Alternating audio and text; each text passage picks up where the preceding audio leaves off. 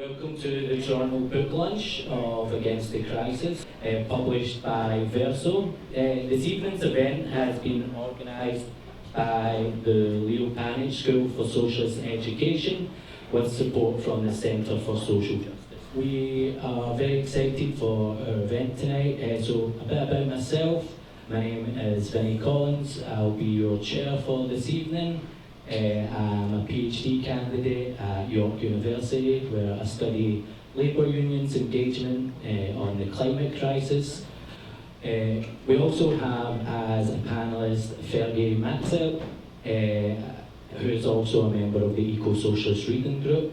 𝘊𝘰𝘰𝘯𝘰 is a PhD candidate in communication and culture at Toronto Metropolitan University. So just in terms of the order of this evening, how it's going to work is Ståle is going to talk for approximately 30 minutes about this great book. Then we'll move to a kind of fireside chat where, as I mentioned, myself and 𝘊𝘰𝘰𝘯𝘰 are part of this Ecosocialist reading group, and we're reading this book at the moment, so we're going to throw some thoughts that come out of that reading book. We also have a sign-up sheet for the reading group for folks interested in joining. Please see one of the organisers. Okay, so a bit about the Leo Panitch School for Socialist Education, which is part of the Socialist Project. So that was founded in 2023 by members of the Socialist Project. The school emerged at a moment when popular frustrations abound over inequality, the narrowing of democracy, the squandering of human potential, and the ever clearer reality of impending environmental catastrophe. We strive to provide radical, accessible, and practical educational programming for those seeking to better understand to address the crisis of our current times. I'm just going to also, before we get started, give a land acknowledgement.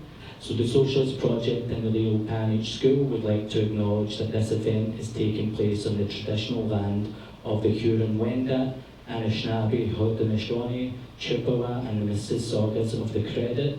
The land on which Toronto sits remains home to many Indigenous people.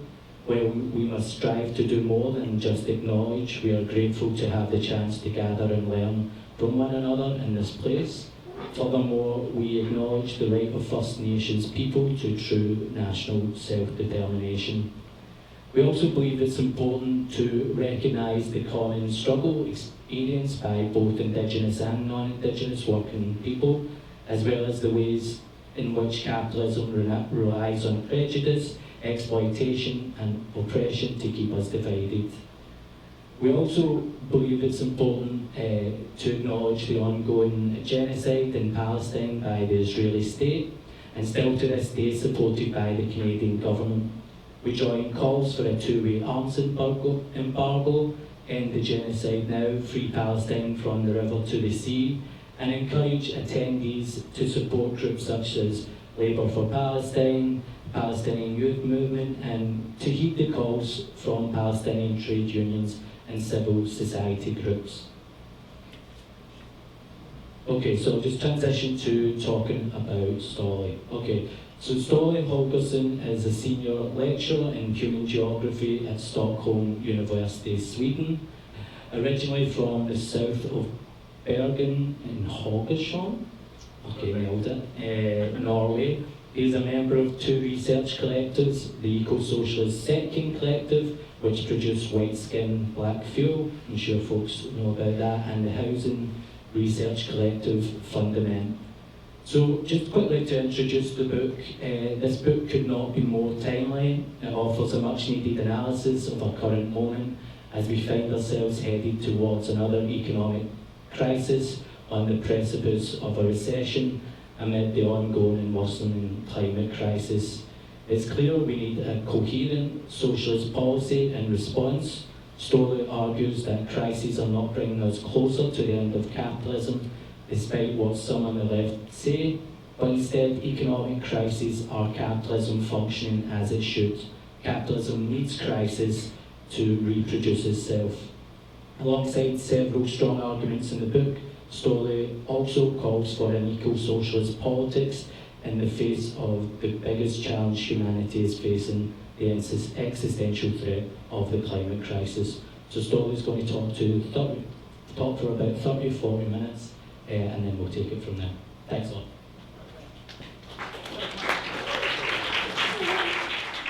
All right, thank you for the invitation, and thank you for hosting me for such this project, and everybody, thank you for coming. It's a pleasure and honor to be here. I'm on a small US-Canada tour promoting this book, and it's a little bit strange to travel around these days talking about economic crisis, to be honest. So I wrote the book, so the book was first published in Swedish. So I wrote the book, started writing in 2019, and then I wrote it during the Corona crisis. I was so desperately and nervous about this book being outdated that when the book was out. So the crisis will be over when it's out, so I need to finish it pretty soon. And it came out 2022, and it was still relevant. And then there was this project of writing it into the English book. Same process. Then was 2022, 2023. There's always some crisis around. Again, desperate to get it out before the crisis is over. Will it be irrelevant when it's out? And now it's out, and it's more relevant than ever. Lucky me, unlucky us. All right, so it's about crisis, and what I will do for 30 minutes or 35 minutes is speak a little bit in general about the concept of crisis, and just lay out the basic arguments in the book. I know that some people have read the book, maybe a few of you, and so just try not to fall asleep. You will know the content already. I'll try to make it understandable and entertaining at the same time. All right? For those of you who haven't read it, it has a crash course in the book. All right? Okay. So just shortly about crisis and history. Very, very short history lesson. The concept of crisis was quite often used in the medieval term, in ancient Greece. It was used in ancient Greece in terms of medicine, in terms of politics, in terms of warfare, in terms of all kinds of spheres. But it disappears from Europe in medieval times. In more or less all the spheres except medicine, at the moment when you decide whether the patient will live or die, that kind of moment was then the financial crisis. So, in the 17th century, 18th century, the concept reappears on European soil, in the language in European soil. Why? Well, okay, obviously, things are turbulence these kind of years, and some kind of concept needs to be describing this turbulence. So the concept reappears in a period where massive technological, social revolutions, economic, political revolutions, colonialism, an old ruling class losing its power, the new bourgeois coming forward, etc. So what more liberal or liberal conservative historians like Koselleck would call this is like the rise of modernity. The concept comes with the rise of modernity. What he more on the Marxist side would call it, of course, this is transformation from feudalism to capitalism. So the concept of crisis comes back into European vocabulary to describe its transformation to capitalism. Understandable, right? The transformation was turbulent. This concept of crisis is describing something turbulent. Kind of makes sense. But then we could imagine maybe that if this kind of concept was used to describe this turbulence, we could imagine that this concept disappearing again once this new mode of production has settled. When its transformation was over, maybe the concept would not be needed anymore. Right? Kind of makes sense. As we know, those of us unfortunately living in the 2020s knows this didn't happen, right? It was quite the opposite. The concept of crisis and the phenomena of crisis has become more and more relevant as capitalism develops. And this is the starting point of the book. Why? Why is this the case? And there's mainly two arguments in the book. From one side, it's trying to understand is why is capitalism necessarily producing crisis? One after the other. And the other argument in the book is that capitalism not only produces these crises, but also solves them. And not only that, but seems to live very happily with these crises. What kind of system is this who both produces and knows about crises and seems happy to living through them? Alright, so this is two different perspectives. As Marxists, we tend to see the first perspective. Marxists tend to see it from this perspective, how does capitalism produces crisis? And from this perspective, capitalism looks fragile, it looks weak, It looks like it's producing all kind of problems, and it's not maybe unlogical to take it to the logical end station and say collapse theory it looks like capitalism is collapsing from that perspective only. If you only focus on all these troubles capitalism is producing. But if you change perspective and see it from this side, you see something very different.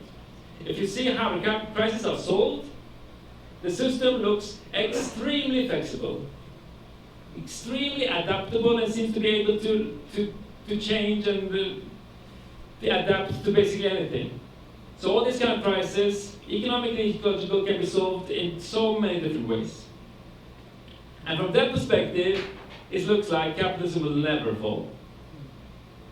And if you're going to understand this concept of crisis from both perspectives, you're going to understand it as in totality with both perspectives. And that's kind of my intention with the book, to zoom out, combine this concept, both this side of how capitalism produces crisis and how capitalism is reproduced through crisis. Okay, so I will show 2 or 3 PowerPoint slides to try to explain my argument why this is the case. But before doing that, I will just say one more thing. The concept of crisis, especially today, is used all over the place. I say especially today because poly crisis has become popular, which is a nightmare if you try to look into what people actually mean with crisis in a poly crisis. It can mean absolutely everything. And that is a problem. I think if the concept can have any meaning at all, which it should, because there's some phenomena that need to be described, we need to have a proper definition. So I suggest the definition of crisis in the book. And of course, feel free to disagree with this definition, and that's good. Then we have disagreement. But without definition, we cannot have disagreement, we can only have confusion. And I prefer disagreements to confusion. All right? So this is my definition, and feel free to disagree, and that's good. So building on, before that, in order to find a definition of a concept like crisis, it's not easy, right? It's quite a big task, and I think there's 2 main errors you can make in trying to find a definition. The one is the classical going to the encyclopedia or seeing what the ancient Greeks really meant about crisis, and you find some concept, and this is what they really meant, as if the concept can have some kind of ahistorical definition. That totally misses how language develops, and it's also missing the fact that the thing we're describing with language is changing. So we cannot have an ahistorical definition, but the other mistake is go to the other extreme side and say anything goes. If you say that is a crisis, how am I to say that it's not a crisis, it's a bird, for example? So if you have that approach, anything goes, you can use, who am I to say that somebody's wrong when they use this that way? Then we have only confusion left, and I don't accept that either. Okay, so here's my definition. Building on, for example, Daniel Ben-Said, who says that crises are a paroxysm, sudden outbreaks of known disease, and someone like Bob Jessop saying that crises are symptomatology, the symptoms of something underlying. I propose the following, and building very much on this, following from that, I suggest crises are some kind of, here we go, remember this definition? Everything I say in the following hour will be exactly based on this definition. If I say crisis in the following, this is what I mean. Crises are some kind of turning points, necessarily building on 3 components. First is an event coming relatively quickly. This event is necessarily based on underlying processes or structures. And third, this must have negative consequences for humans and nature somehow. Okay, without the first one, without the event, we can have all kind of permanent problems. Without the second one, being rooted in underlying structures, we can have things happening by chance. And without the third one, we can have things hypothetically everybody happy with, and we just rule it out of the definition. Okay, so this definition then is quite broad. It needs to be broad because there are quite a few different things that should be described as crises. But it cannot be too broad. Everything is not a crisis. So for example, poverty is something bad, but it's not a crisis. Why? Because poverty is something more or less permanent in the capitalist system. In all kind of capitalist societies, you find poverty. So when you see poverty, you should not scream crisis, you should scream capitalism. And that's 2 different ways of understanding the phenomena. So of course, crisis can produce more poverty. Poverty might trigger a social crisis. in all kind of ways, all kind of relations, yes, but in itself, the phenomenon is not a crisis. You understand what I mean? And also, if a meteorite falls down over us now and kill all of us, there will be a tragedy, there will be a catastrophe, but it will not be a crisis.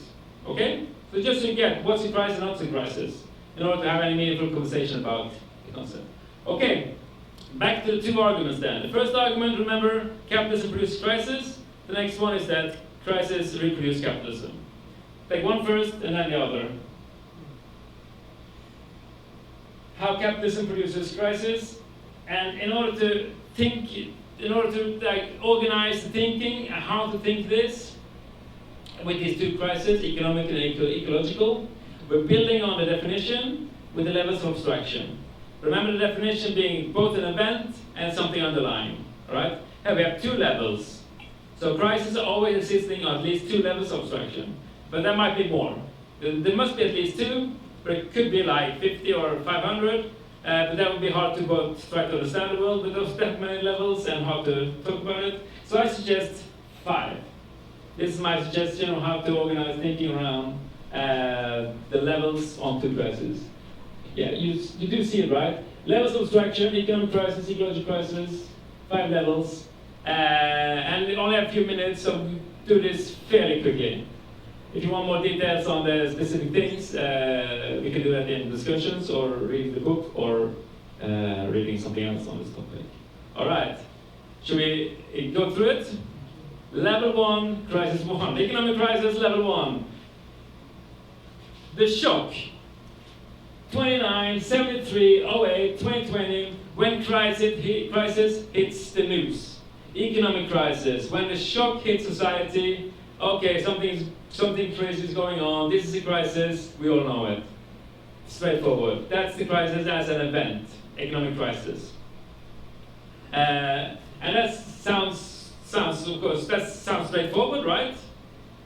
But, okay, so say for example 2008 created a massive economic crisis, but sometimes turbulence thing happens that does not create major economic crisis. Like, I think it was August 5th last year. Anyone remember what happened August 5th last year? One of the biggest stock exchange crashes ever in the history of capitalism. Who cares? Who remembers and who cares? It didn't trigger a crisis. But that could have triggered a crisis, but it didn't. Why didn't it trigger a crisis? Well, to understand that, we need to go down to level 2. So when something hit on level 1, whether it turned into a crisis or not, depends on level 2. How does the actual organization of capital look like at that specific time? And here we can talk about regimes of accumulation, technological regimes, etc. Or more popular space about the periods of Fordism and neoliberalism, etc. So if the economy basically is strong and the economy is healthy, so to speak, it can survive all kind of hits and all kind of things happening on level 1. But if it's weaker and profit margins are smaller, etc., basically anything can trigger a crisis. All right, but this doesn't tell us why it necessarily runs towards crisis. So just because we have Fordism or neoliberalism, it doesn't necessarily become a crisis. What is the mechanism in capitalism necessarily driving the system towards economic crisis? To understand this, we try level 3. There we have theories like overproduction and what's called fundamental profit arguments related to the increasing organic composition of capital. I guess some of you are already familiar with this, others maybe not that familiar. Just super short, and there's all kind of arguments, pro and cons, but this is the basic of the argument. With overproduction, there's a tendency in the core of capitalism to produce more commodities than what people can consume. And this tendency will escalate to a point where it creates crisis. With the other argument of the increasing composition of capital, the core argument is that there's two tendencies colliding or working at the same time. One is that every company will try to replace workers with machines.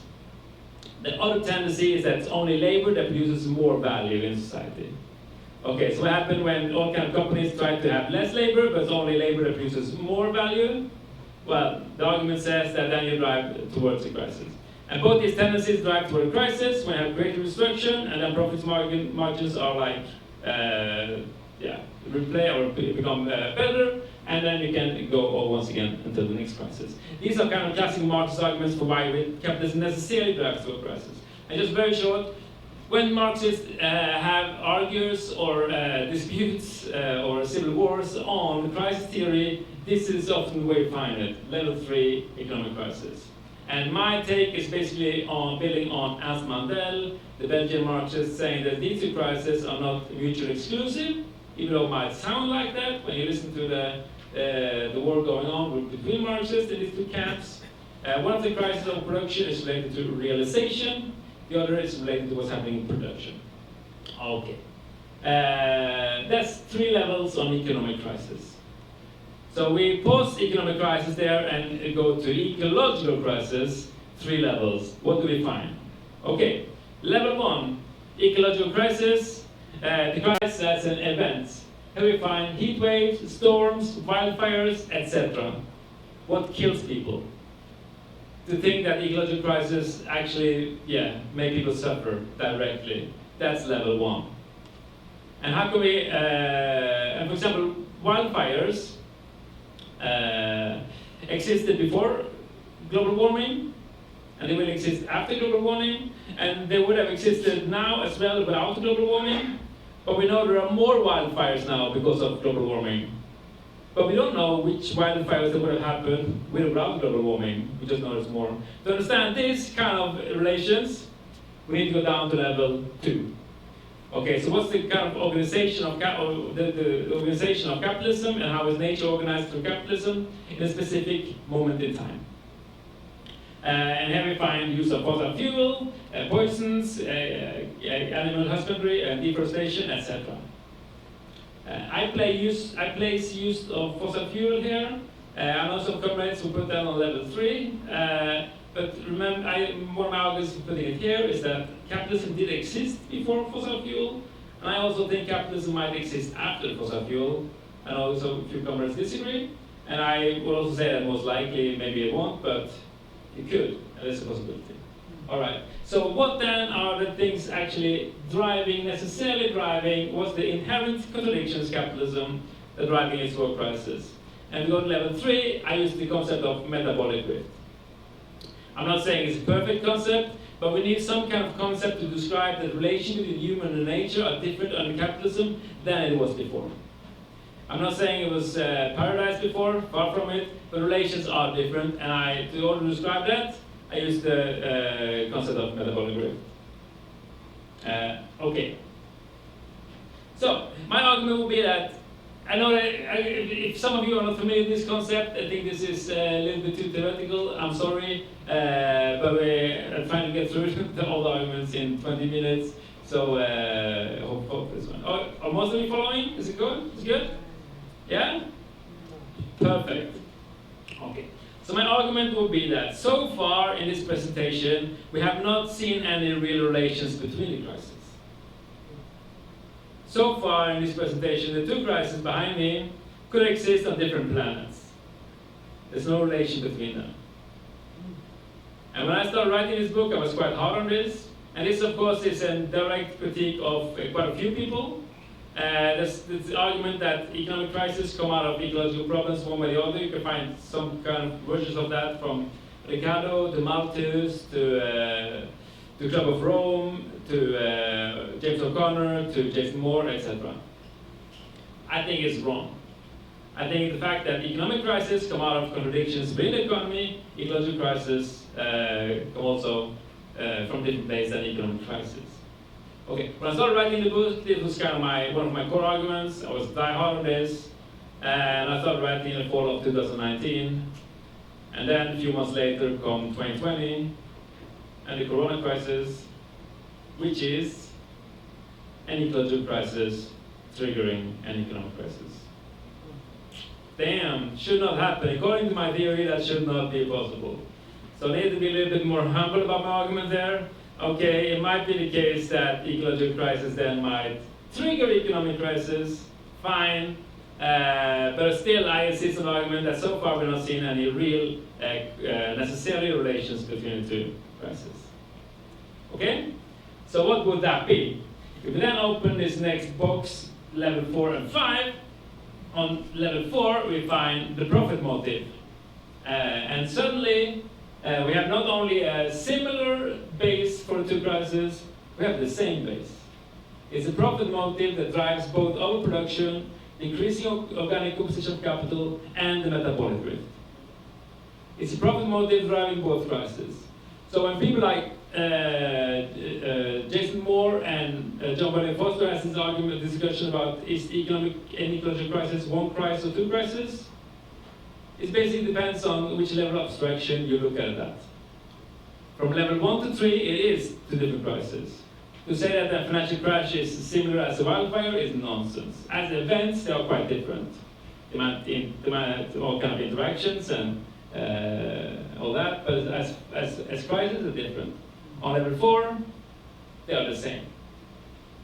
Okay, and we can even go further down into theory and say that on an even deeper level, we have this contradiction between use value and exchange value kind of being at the root of the whole time. I'm not going into that now, but it's also there in the book. Okay, fast forward on this. So this is basically my approach to figure out how capitalism produces crisis. Did it make sense? Yeah? Sounds good. And yeah, so that's one of the questions. And let's go to the other one then. How does crisis reproduce capitalism? And this is a bit, this is the part of the book where things get not depressing, but hopeless, maybe. Not sure if that's better. There's so many people, consciously or not, hoping for the next crisis to bring something good. My argument is quite a critique against that. If you look empirically on the history of crisis under capitalism, they have not brought any goods to working class or environmental movements or progressive movements. We can start discussing exceptions from the rule. Every time people come with the Great Depression and the Green Deal, the New Deal, as an exception to the rule, we can discuss the exception to the rule, but remember what we're doing, we're talking about an exception. And just recently also, Perry Anderson in a text in reproduced this idea that in Sweden came out of the crisis, the Great Depression, because of there were investments, and this was good for working class. Only partly true. If you read Kjell Östberg's book, for example, on Swedish social democracy, on Rosa Books, he shows very clearly that something else happened. What drives the Swedish economy in the 30s is trade with Germany, Nazi Germany. Not as happy story. So the main argument here is that crises are not opportunities for working class or the poor or environmental movements or progressive movements. The book still ends on a positive note. I insist on that, but it goes deep down into this hopeless rabbit hole first. So why doesn't it produce any opportunities for working class? And so if we look at the history, we see this capitalism reproducing itself one crisis to the other. And here I have different methodology than in the first question. In the first question I made this table, that hopefully you remember. Here I have a different way of approaching it. Here I start more from a classical critical realist research question form, if you want. If that is what the worlds look like, how much different mechanism exists, or how can much different mechanism kind of plays out and exist for that to be the case. Okay, so if this is true that crises reproduce capitalism, what kind of mechanism exists in order to make that happen? Okay, so what I do then is basically list up different things that is interesting to look at, and we can discuss my empirical finding or my hypothesis from this perspective. First, the crisis itself. And we must immediately make a distinction between two crises. So that's also one thing in the book, that these are two different crises, but two different capitalist crises. Always try to see them as both similar, but different. Okay, but here we must start with making a distinction between the two crises. For economic crisis, the system needs the crisis itself. The system needs the economic crash and the creative destruction that follows in order to reproduce itself. The system does not need ecological crisis. Capitalism don't need wildfires or global warming. It do exist absolutely perfectly fine without it, but need to produce this crisis in order to exist. Second, the shock. And here I'm basically taking Naomi Klein's argument from the shock doctrine and saying this is a general tendency. So her argument is mainly on US foreign policy during neoliberalism. What she argues is that those with military, political, economic power, ideological power, during a shock, can most likely benefit from the shock. And I think this is a general tendency in capitalism when it comes to crisis as well. So there's something about the shock that also disciplines radical forces. Because when the crisis hits, it's immediate, it's serious, needs to be addressed now. And that's the moments we are even more radical, and we can talk about more agency and what to do later, but that's also the moment when us revolutionaries normally tend to go to Keynesianism, because we need to do something. And Keynesians have tools, we don't. All right. Relative autonomy of the state. The German Marxist Ernst Almater has an interesting book from 1993 about crisis, which of course he cannot avoid the fact that half the world just collapsed in a political crisis. And the Soviet Union falling just before him, he writes about that. And one of the reasons the fall of the Soviet Union, he argues, is a lack of relative autonomy between different spheres. So what Almater is arguing that the lack of this relative autonomy means that if there's a problem in the economy in Soviet Union, people will look at politicians. Because the politicians said that this economy is democratic, politics is over economy, so if there's something wrong in the economy, it makes sense to look at politicians, and economic crisis become political crisis more or less directly.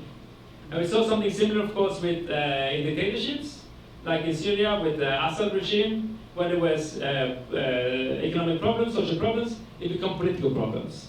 Because the Assad family basically owned the whole, or almost the whole economy.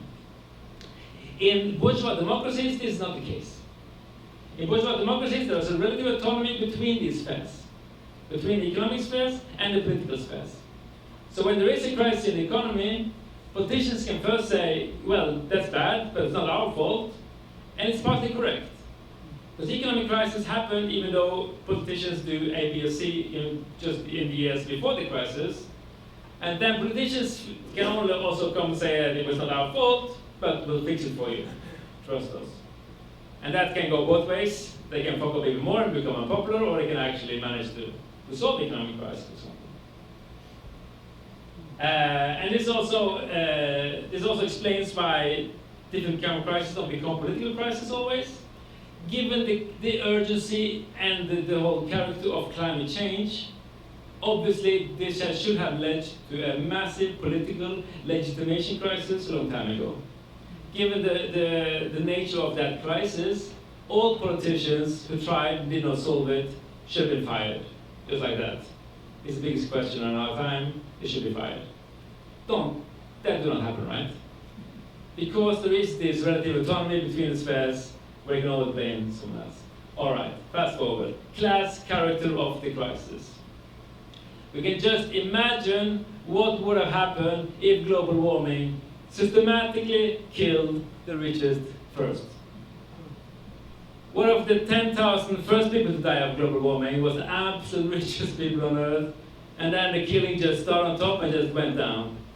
The first 100,000 would be all the billionaires and the big CEOs and all the most important lawyers and the most important politicians, and then steadily down. Not the case, right? But it is the exact opposite. Crisis, of course, different crises come with different characters and those always the specificities, but the general picture is clear. The killing and the suffering start bottom up in all crises, the economic and ecological crisis, which is one of several reasons that ruling class can ignore the social character and social misery coming out of the crisis. Nationalism. When the economy is booming, it might seem like globalization is a good idea and a border is disappearing. As soon as there is trouble in the water, capitalists run to their nations to help. And the fact that nations seem to reappear, nationalism seems to reappear in every crisis, has both an institutional and an ideological component. Institutionally, it's kind of, as I said, the crisis is a moment when you need rapid political intervention, and nation states seems to be, or are those kind of political entities holding that economic political power. Maybe EU to some extent, but it's most, with Corona crisis, you see it in nation states, there's that political form under capitalism. But it's also an ideological component. Rally around the nation, come together in this hard time, we must stand together in this hard time, all of us, which means, of course, everybody independent of class backgrounds. All right, racism. When I started doing the research for this book, I had a hypothesis that racism was kind of relevant in crisis. When working with economic and ecological crisis the last 200 years, I don't think I've found a single crisis where racism do not appear. It comes all the time. And it comes from the far right, or from the right, or from the center right. It comes in very different forms. Who are blamed might vary very much, but it always comes, one way or the other. And that's simply insane when you look at it, and it always reappears. And of course, someone like 𝘊𝘳𝘪𝘴𝘪𝘶 has written very good about this, that,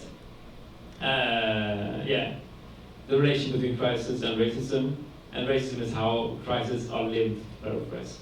𝘊𝘳𝘪𝘴𝘪𝘶. Fascism. That's kind of, when I wrote this book, the two last parts are fascism and war. It's written before, just before Russia invades Ukraine, and just also a little bit before we all thought fascism was actually around the corner, or in a neighboring country. But fascism is, of course, related to crisis in different ways.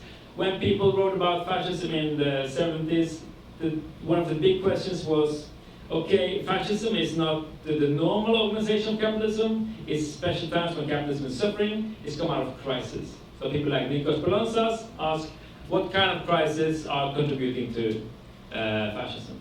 And the standard answer is, of course, political, economic, ideological crisis, etc. What we must ask today, and what, of course, the Second Collective also asks in White Skin Black Fuel is, can climate change also be one of those crises leading to fascism? And sorry to say, but I think there are at least 3 ways to answer yes to that question.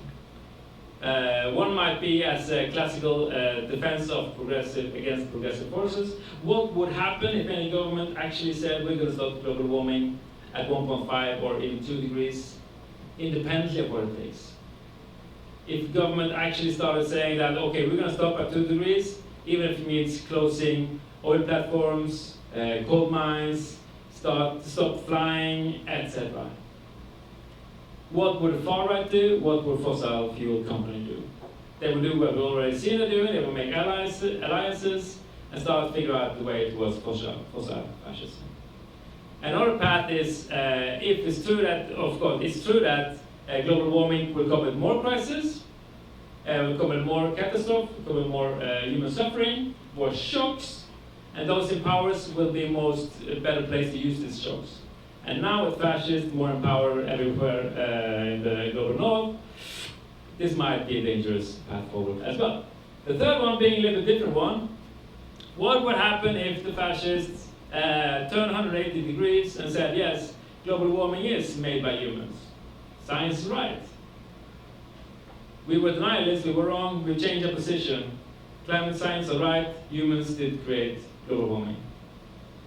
Who would they blame? Which humans would they blame? Would they blame the CEOs and the capitalists in the global north? No.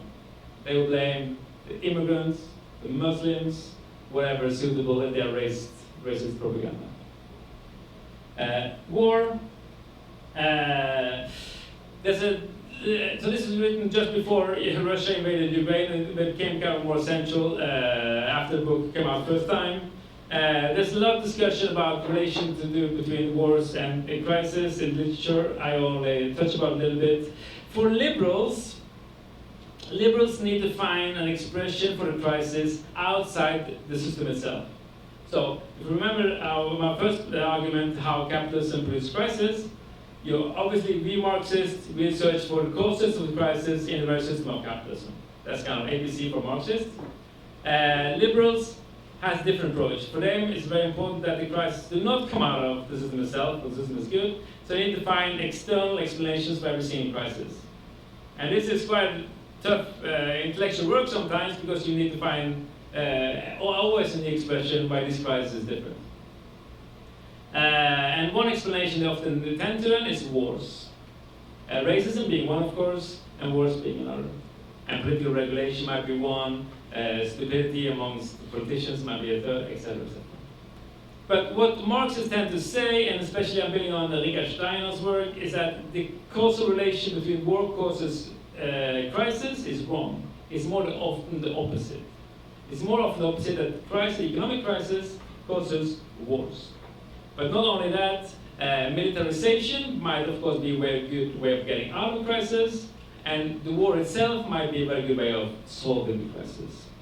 So it's often said that Second World War was by far the best creative destruction capitalism has ever seen. For us humans, of course, it was not about suffering and death, rather than a best possible solution. So the last point here says ... That means that, of course, there are a lot of different other things we could have looked at in order to understand more broadly what kind of society we live in that seems to thrive through crisis. I do not touch upon everything because my intellectual brain is limited.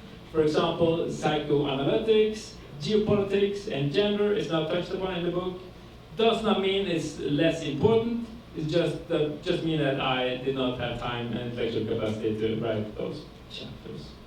All right, so I'm going to finish now with this last slide. What happens if we put these two together, and then we can start having fun. Now the fun begins. Then we can start putting different crises, seeing different levels. We can start taking the different characters and putting it into different crises, and can try to figure out what's different crisis about, so to speak. And I'm gonna leave it by just saying 2 or 3 different things about this. One thing is that these levels of abstraction help us understand a few different things. They also help us understand why crises both shake up the world while stabilizing the world at the same time. It shakes up things at level 2 and maybe level 1 and maybe 2, while level 3 and 4 and 5 is stable. This approach I also think is an argument for the fact that the concept of crises cannot be understood from a theoretical approach alone or an empirical approach alone. If you only have a philosophical entrance and only like an empirical entrance, you will miss something. The crisis itself necessarily needs to be a combination of empirical data and philosophical thinking or abstract thinking. A few more things I can say about this before I'll leave. It's okay? So, Corona crisis, for example, when I was writing the book in the first place, it was so interestingly only on level 1. The whole discussion on the Corona crisis was level 1. There was never discussion on level 2, where it really came from, this pandemic, and there was never discussion of how we're going to end future pandemics. All the discussion was only about the vaccines, right? If you remember. You remember 2020? For some people it's a trauma, it just choose to forget. But some of us do remember. So that was level 1 only. If you go to economic crisis, it's kind of interesting to see differences between 1973 and 2008. In 1973, we had a ruling class desperate to shake things up on level 2. So when the crisis comes, it's opportunity for shaking up stuff on level 2. In 2008, in a very different manner, we had a ruling class desperate not to change level 2. They did everything they could to make level 2 become stable.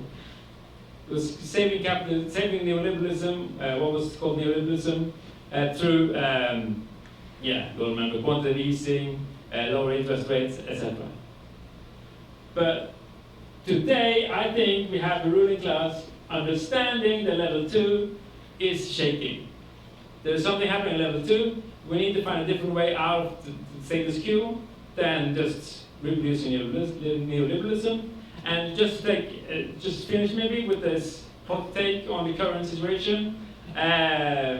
Speaking about the current situation is very problematic because it might look very different when this meeting is over than when it started.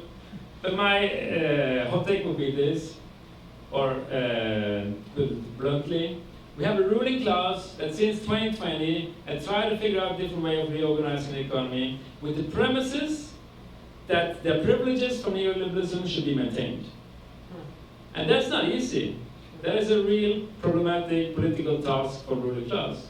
And they have tried this and that. They've tried with the Green Deal in Europe, or a little bit ahead of Biden, and now trying a little bit with fascism in the US, see how that goes.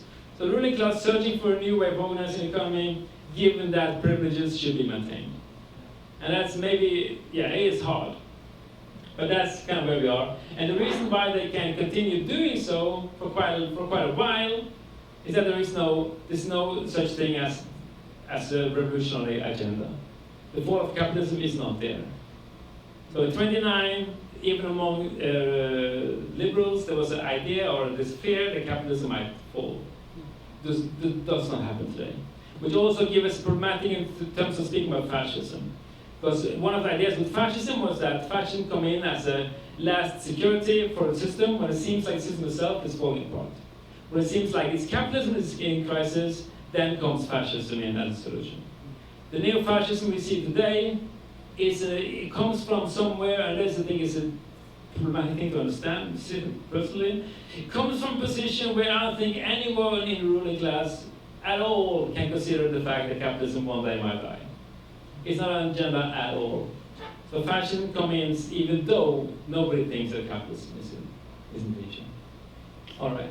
Yeah, so much things to say about this, and we will continue the discussion, but I think I'll leave it there. Thank you so much.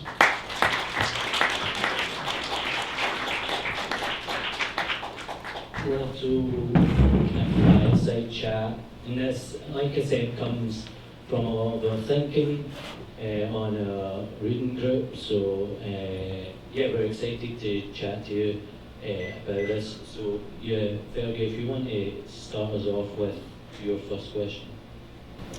Yeah. Okay. Well, thanks for the talk, Ståle. Organize this here for a moment. Yeah. So my first question, I guess, kind of revolves around some thoughts on your lovely formula of abstraction that in the reading group you found quite generative. And my first question is kind of about, I guess, how crises come to appear or matter, at that first level that you talk about, the shock, right? I'm always really interested in how events come to shock us, or how we define them even as events. And so to back up a bit, one of the central arguments of your book is that crises reproduce capitalism, of course, right? And so following Gramsci and Delancey, you argue that fascism threatens to emerge when it seems that this reproductive capacity might fail, right? And so the task of a broadly conceived eco-socialist left, in response to this, right, is to parse analytically the event of the crisis as an extension of the underlying contradictions of capitalism. And to this end, you kind of lead us right from the event, right, all the way up to the contradiction between use and exchange value, which as a good Marxist, I'm always thinking about the contradiction between use and exchange value. But yeah, so I want to ask how does the shock of the event of ecological crisis, or we could talk about economic crisis as well, but I'm really thinking of ecological crises here, biodiversity loss, wildfires, floods, storms, inclement weather. I'm always thinking about, right? How does that come to register as a shock, and then kind of take us to the next level of abstraction, right? What kinds of climate phenomena, right, register as events, and how does this in turn shape the kinds of shock that they might afford to us? Are there certain kinds of ecological event or catastrophe, right, that encourage the kind of analytical leap right, to the next level of abstraction, to the concrete organization of capital and nature, right? And if so, can we kind of point to certain kinds of like praxis which might force or encourage these particular kinds of shock, right? So I'm just thinking like in terms of the event, right? Like how we experience it. Are there qualities of these events that like kind of like sting or force us to kind of take that leap? Sorry, the last one was? That are there qualities to these like kinds of ecological phenomena or catastrophe, right, that might force the question of crisis, right, to go to that next level of abstraction, to kind of like that maybe sting or bite us in particular ways. In your talk just now, you mentioned like you were kind of using the language of like feeling it, right? Like wildfires register for people in part because we feel them. I mean, if you live in Fort McMurray or live in Fort McMurray or someplace that's been ravaged by wildfires, right? You might have lost a home. You know, if you live in an area that is maybe prone to wildfires, right, you might you know, be forced to adopt some onerous form of insurance or something, right? So I'm really thinking, was there a particular kind of ecological catastrophe or event in mind when you think through this notion of shock, and what kind of strategies we might have to kind of like force that? You know? Thank you. That was not easy question. Thank you so much for that. So on this beginning of the shock, so it follows my definition that something can objectively define as crisis, other things not. But of course, how much that is becomes a political shock in society is a political question, so to speak. It depends on who is affected. If it's only poor people who suffer from shock, maybe this will become less of a shock in society because it's mediated through media in our modern societies, than if rich people are hurt on level one. So that's one thing. So how this shock becomes, the degree the shock becomes a massive shock also depends on the class character of it and how media wants to represent it. So, Naomi Klein also has something else in her book, which I think is very interesting. She says sometimes there are crises that the US use, sometimes the US make up crises in order to move forward their positions in the global world. And I think she has a concept of a pseudo crisis, which I think is very interesting. How the ruling, how the US empire might invent crisis in order to use the shock. And that is a pseudo crisis. And it might look exactly the same as a crisis, but it doesn't have this, there's not rooted in underlying contradictions and process, not a real crisis. But politically it might be very similar. And I thought actually when Trump introduced tariffs, he's tried to like impose a shock. And I even started writing a text about this is Trump coming with the shock doctrine. And then he pulled down on the tariffs. So okay, this paper will never exist. I got away. So I was wrong, but it could have been the case that he wanted to impose a crisis. That would be highly risky, of course, because people blame him for it. But still, it's still something he could have used at a certain moment. Yeah. So when it comes to ecological crisis, for example, I think yet again people tend to hope that as the climate change escalates, people will wake up, so to speak. But so far, we don't see it, do we? When there is wildfires, something is as easily the far right can benefit from it as us, even though we should obviously be able to benefit from it because it shows that the world is going to hell. So I think to the degree we can try to. So my argument is that crisis are opportunities, but that doesn't mean that we shouldn't try to do with everything we can, try to win the crisis nonetheless. That crises are not opportunities. It's not an iron law. It's a tendency. It's a tendency based on class forces, but we need to challenge that. We are playing on the odds are against us, but still a battle we need to make. That's kind of also my argument. In order to do that, I think one of the most important things, two things, having broad movement. Second thing is being prepared. So before the crisis hits, we need to know what to do. And this might sound very hard because we don't know what the next crisis will look like. But we know there will be more ecological crises, more wildfires. Before the next wildfire, we must have all the propaganda ready to say this is climate change, exactly the day it happens. And same with the economic crisis as well. We don't know exactly what it will look like next time, but when the next economic crisis happens, we need to be there with the propaganda from day one. And this, of course, sounds very difficult, but remember that Keynesians and neoliberals, they can this, they do this. So, for example, Keynesians, when there's a crisis, they say immediately, directly invest.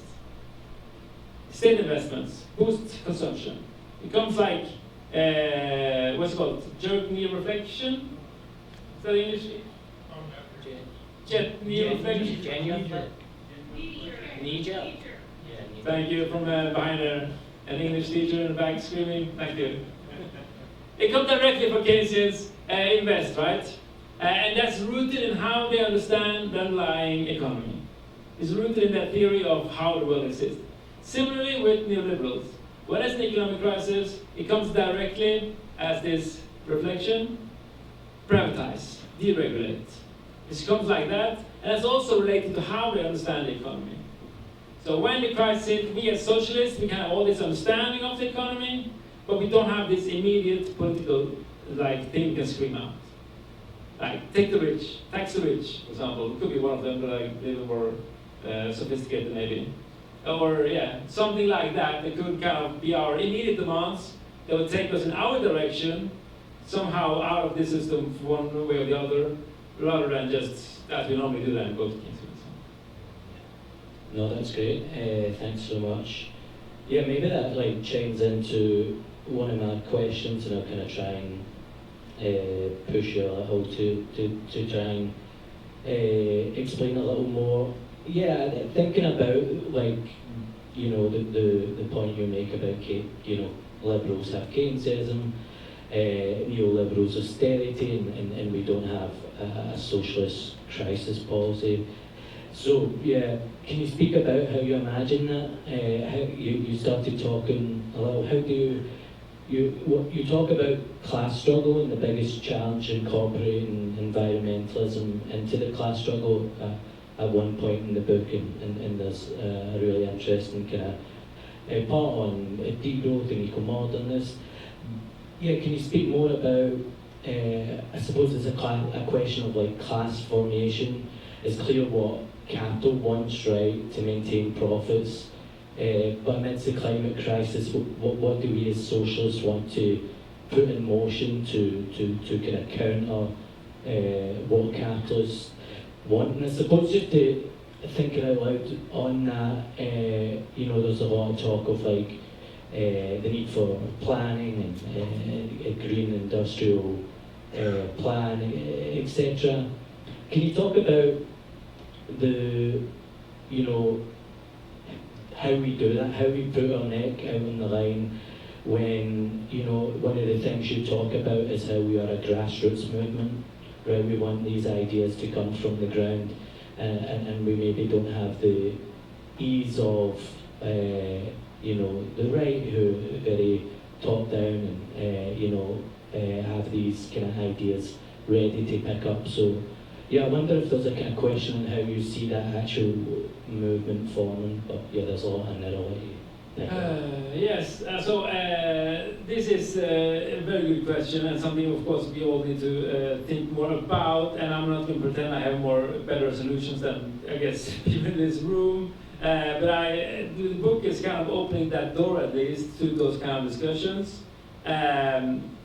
One of my arguments is that, as I said, we need to be prepared and to come with demands. And it also means, for example, using the shock.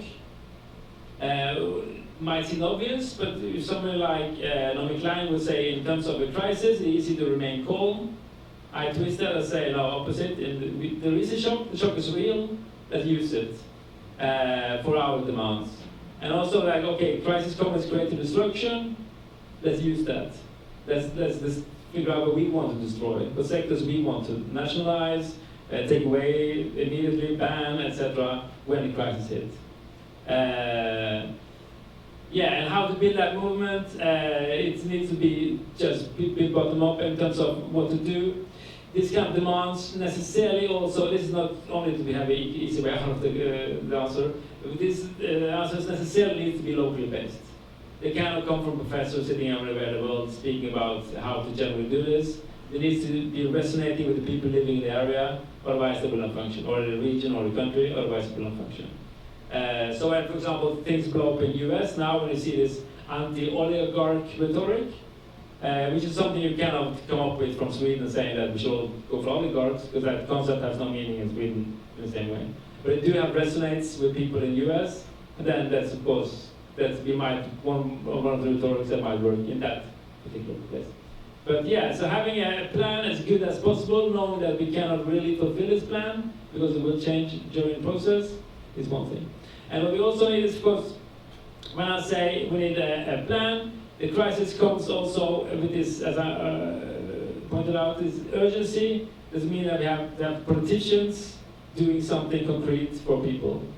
And this is maybe easy to say with different political systems, where you have actual socialist people in the parliament, than, for example, in the North American systems with less socialists in parliaments.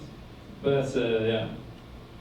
Great, great. Yeah, you want to go again? Yeah, I had a question, I guess, about building off of, yeah, maybe this actually builds off a bit of what you were just saying about the kind of place-specific dynamics of like struggle and like response to crisis, right? I wanted to ask, like, if you, like, how you see ecological crises registering differently, like, from place to place, right? And thus, like, organizing struggle differently. I don't know if you can speak to the, you know, the Swedish context in particular, or others, but really, I was just wondering, you know, there's a kind of like there's a geographical theme throughout the book, in part because a lot of the political economists of crises that you are responding to, in part, you know, are human geographers themselves. So I was wondering if you could kind of speak to the kinds of geographical dynamics that you see organizing capital's like experience of and response to crisis, right? And then likewise, like kind of what lessons there might be to the organization of socialist alternatives. Yeah, so in terms of, so I'm a human geographer. I guess all my colleagues expect a very geographical book. That's not what happened. Geography is there because everything is geographical. But it's not really a book about geography. But there is one sub-chapter on the history of the two crises from a geographical perspective. And I make this argument that so far what we have seen, and this should not surprise us, so far what we have seen is that crises go from local problems to global. And this is quite problematic to say as a human geographer, but this is the concept we lived to criticize. Of course, the global was always there as a potential, but then the actual economic crisis started, say, the tulip crisis in Amsterdam, 1635, 36, was very local, did not have any regional impact. But then you see suddenly crisis traveling over the Atlantics, and you see crisis going all over Europe in the 19th century. And then 2008 crisis, because we have Soviet Union so much on the 20th century. 2008 becomes first time the economic crisis becoming global crisis. And that do have, of course, political implications in terms of solidarity, in terms of what to do, etc., which is very important, but it's so often missed when the crisis becomes so national in their character. Ecological crisis, similar to geographical history, started with local problems, local pollution becoming regional, and then turning global. Problem here being that this, there is one problem here. If you include that colonialism was starting capitalism, and the ecological problems that spread with the disasters became quite international at the beginning. But that's a problem to my main argument, I accept. So now we have a global economic and a global ecological crisis, but they're a little global in different ways. So economic crisis is global in the sense that pandemics are global. They're all over the world as far as there are humans there. While climate change is global in a different way. It's more planetary in the sense that it's absolutely everywhere, independent of where we are. So anyhow, the two crises have become global, which always have their local manifestations, but this just speaks to the fact that we need international solidarity when it's a crisis. To our disadvantage, this seems to not happen. As always, when there's a crisis, the idea of international solidarity seems to decrease and disappear almost. It's always how can we get out of this crisis as soon as possible? We, Sweden, we, Germany, etc. But that's just a challenge we must face. I think it's interesting to consider in light of that, specific ways. I'm just thinking off the top of my head that states try to position themselves like advantageously in relation to like a projected like climate future, right? I'm thinking of like the way that Canada talks about or has talked about like the opportunities of like trade in the Arctic, for instance, right? Or you'll find other attempts to kind of position countries advantageously in relation to like changing temperatures, right? So on one hand, a country that, like the global system of capitalism, like in some ways it fragments in response to climate change. But I think it's also important to emphasize that climate change is a global process, and like capital, it becomes place specific as well. And that's not just to the advantage of capital as well. I often think of the way that insurance industry, like actuarial models, like are actually misaligned with many of the like intense like weather events and things that we experience now, right? So the actual capacity for capital to organize itself in relation to either housing, right? Like the capacity to reproduce its laborers and everything, that becomes kind of like thrown into potential crisis, depending on the geographical location of like where capital is located in its fixed form, right? So I just wanted to add on to that to emphasize also that just as the as you said, the economic dynamics are like place specific, right? And they and global always exists as like a potentiality. I think the reverse is also true when we're talking about climate, right? It's easy to respond to these strategic ways that states attempts to kind of like position themselves advantageously in relation to one another as a kind of like fetishism of climate change's place-specific character. But I think it's also important to remember that it can also serve as a kind of like potential stumbling block for capital's capacity to reproduce itself as well. Yes. I think it's a very important comment. I think it's very important to start thinking about how capitalism do this transition. So far we haven't not seen a transition. We've just seen more of green and more of oil and gas. But capitalism is both. How should I put this? There are some theories on the left that with climate change there will be an end of capitalism, some one way or the other. And I don't accept that. I don't agree with that for a few different reasons. I think we should start thinking like this: how will capitalism continue even beyond fossil fuel? Because just to take a few different arguments, one argument is Jason Moore saying that now we are out of cheap things, so capitalism was formed. Okay, there's simplification of the argument, but okay. I think that's massively underestimated the flexibility in the system. There is this argument from James Medway and others. Historically, they say when there's changes in temperature and climate, political regimes have fallen. True, historically. We must remember that capitalism is, in contrast to all the previous mode of productions, are based on change. That's the very core of the nature. So the fact that the climate is changing is just bringing more change into capitalism, which in itself is based on change, which other projects, other political regimes were not. So as Marx is arguing in the Communist Manifesto, when the previous rulers wanted to remain in power, they need to have status quo. When rulers under capitalism want to remain in power, they need to change. Okay. So we have all kind of other arguments that are like, oh, with climate change there will be so much human suffering, that so much problems with transportation, so less food and all that, so people will die. So there must, of course, be a problem with capitalism. So far in the history of capitalism, there's not been a problem for the system that people will die, as long as the people are poor. This system is based on colonialism, the fact that millions or hundreds of millions of people will die, has not necessarily been a problem for the system. It's rather often been a business opportunity. So then you have arguments like there will be so much stranded assets when we have a transmission into the green something, that all these stranded assets in the fossil sector will lead to a massive devaluation, and this will lead to a massive economic crisis that might call the end of capitalism as well. Of course, we're speaking about the future. We don't know. Who knows? Maybe. I am not sure about this for two reasons. First, it's not necessarily saying that thing will be devalued, a mass devaluation, that will have an economic crisis.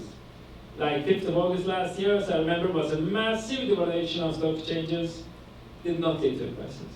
But even though this transformation would lead to an economic crisis, as I tried to argue in this presentation, that would not be the end of capitalism. Opposite.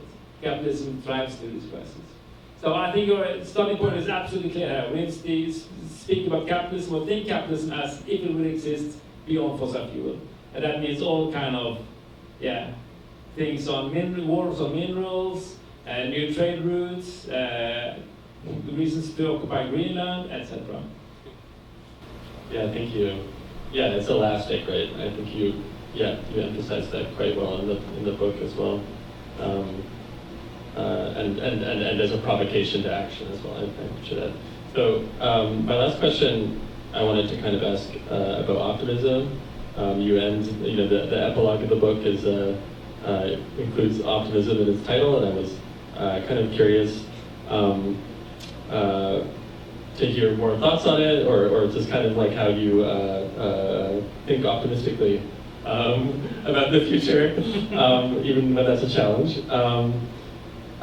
So, one of the main arguments, as you said, of the book, right, is that crisis is endemic to capital, right?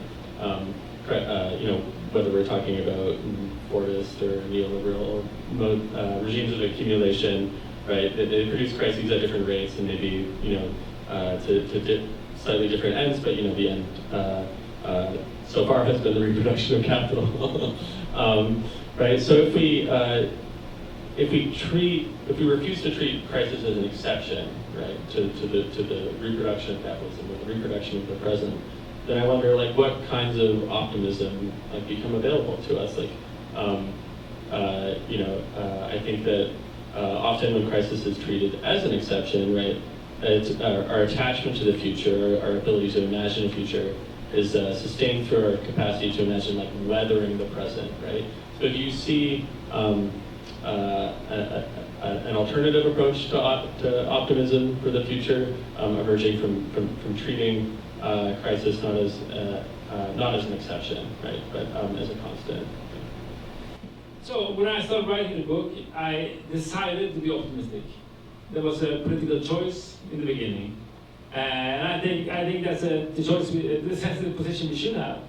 I think we should decide to be optimists, because I think the chance of winning increases if we decide to be optimists. Might sound stupid, but think about it. So the subtitle of the book was Optimism from the Edge of the Cliff, which, as I started writing the book, I must admit, the optimism kind of failed or failed. As I wrote it, it became the epilogue with that title. When I translated it into English, I was so pessimistic that I kind of took it out for a little while, but then hell no, took it back for some reasons.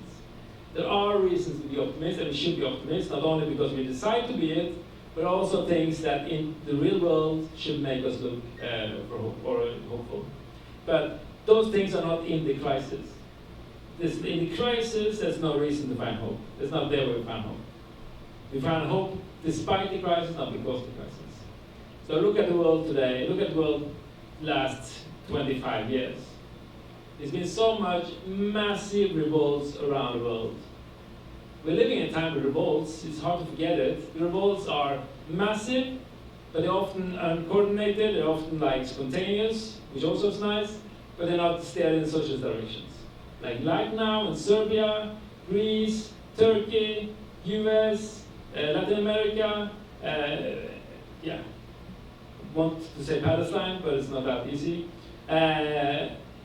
Massive rebellions everywhere. Seattle 99, oh, that was big, wasn't it? 40,000 Today, AOC can go to any countryside village in the US and draw 40,000 people like that. People in the streets today are bigger than they were back in the 90s and 80s. And what we have the last few years was, of course, Black Lives Matter, the environmental movements coming and going.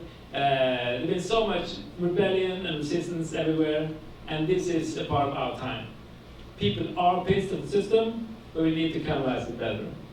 And that is people just expressing their frustration about the world. It exists. It's there. And when I see that, and we do see it, we want to see it, that's where we find hope. That's where we find optimism. But that's despite the crisis, not because of the crisis. That's kind of my starting point and end point for actually being an optimist. Thanks. Yeah. Yeah, no, I was just going to, before we go to Q&A, I think that is really interesting, and there is recent data that actually shows that there are more people on the streets there.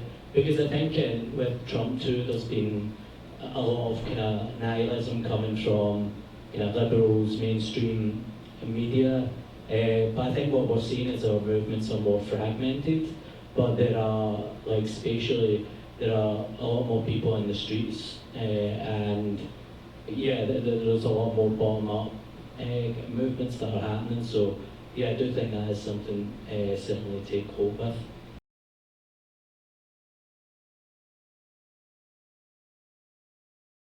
Well, technology being an absolutely crucial factor in the history of crisis and capitalism, I do not address it as much as I would do if I was a Schumpeterian or more interested in that kind of things.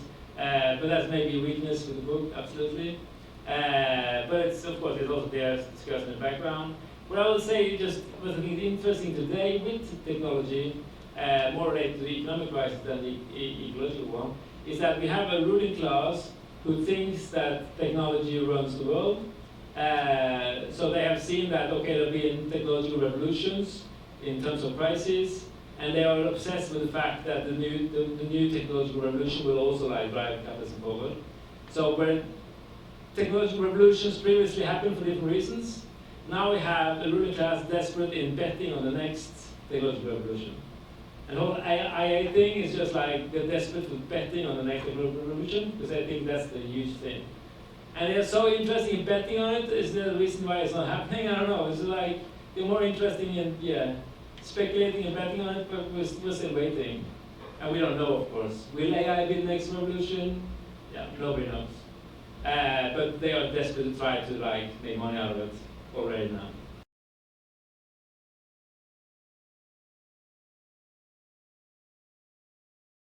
Yeah, on the 6 hours workday, I think that's a very good example. I also sit in, I'm a member of the Left Party in Sweden. I sit in the program commission, and we are working with these kind of questions right now. What kind of demands should Left Party have if the Left Party comes into government, which we hope to do next year, God knows. And one thing always comes up is 6 hours workday as a demand, as a non-reforms demand or something like that. I think it's a very important demand, as it was mentioned, for a few different reasons. The problem is that if it's going to be implemented by a government, say in Sweden, it normally comes in public sector first. And it's easy to implement this in the public sector, of course. Only problem is that it costs a lot of money. And that means that already poor municipalities will have to pay a lot more money. So it should be implemented in private sectors, of course, as a class struggle, but that's a much harder thing to do, obviously. But yes, the topic itself should be absolutely be on the top agenda in terms of which reforms to work on.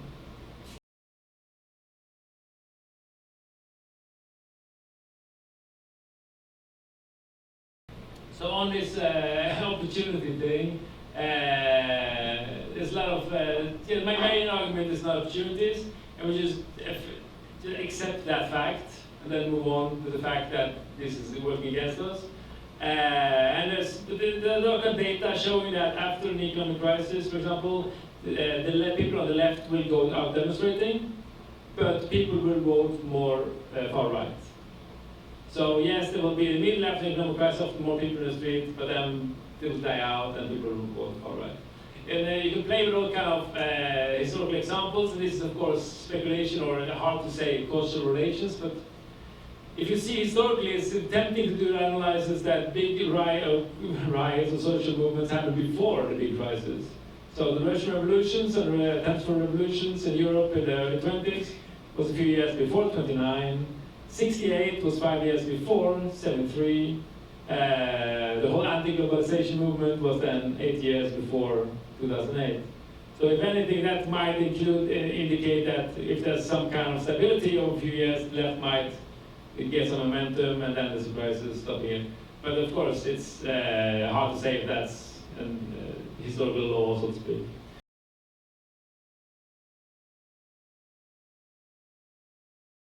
Infights on the far right or on the capitalist class. I think two things on the fights between green and non-green capital. That's kind of a strange fight because so much capital is on both sides, and it's not for capital. It doesn't matter if, for most capital, it doesn't matter if it's green or not. What matters is profit. So it's not a competition between sectors in that respect. It's more of a competition of what will give profit or not, which might be exactly the same companies. But yeah, that will matter. And as socialists, it's easy to say capital labors don't think it really matters, but those kind of power relations between capital matters enormously for how the world transforms, of course. With the current turbulence, so to speak, in the US, we have another component to that. It's not only capital against capital to some degree, there's also politics versus capital. So what Trump comes in with is not only a certain idea of economic policy, but also an idea of politics, fascism. Is a way of doing it that should follow the certain lines. And I guess Trump is in the middle of this, having this the base who want fascism and his friends who want economic benefits. And that will, I don't know, that will definitely be interesting to follow in the following years, how this play out in terms of relative autonomy of the state, the relation between politics and economies in the US and elsewhere. So on the other one, on the far right, view the current crisis. So I just start by saying the fact that we are not in an economic crisis right now. And that's almost hard to forget because there's so much economic crisis talk.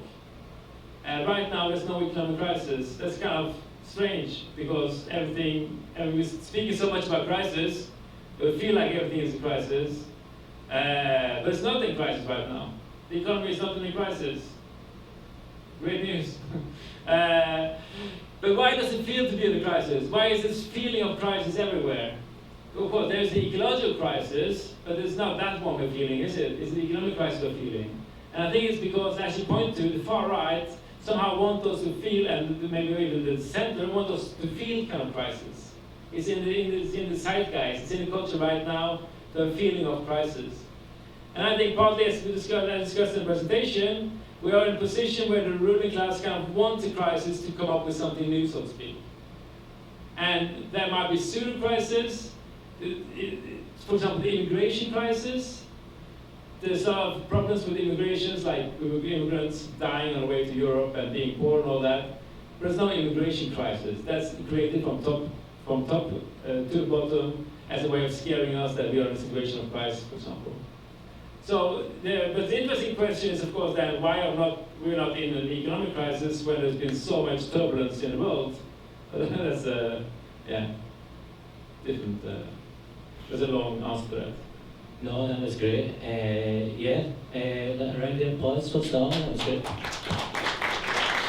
Okay, we've got a couple of announcements. Yeah, thanks everyone for coming out tonight. Please make sure you're signed up to our email newsletter. Keep an eye on the 𝘊𝘤𝘰𝘯𝘰𝘮 for more event announcements.